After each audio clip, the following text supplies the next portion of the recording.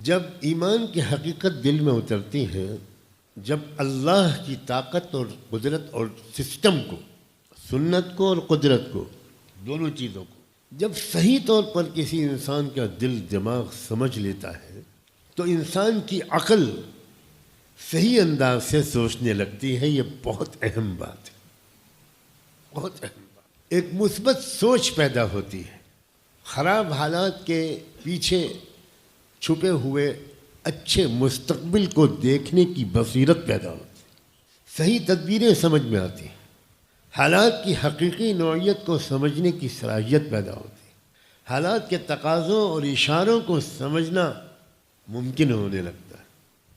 अक्सर हालात का ज़ाहिरी रुख जब मनफी होता है तो उसी मनफी और नेगेटिव रुख के पीछे एक ज़बरदस्त पॉजिटिव मुस्बत मुस्तकबिल छुपा हुआ होता है।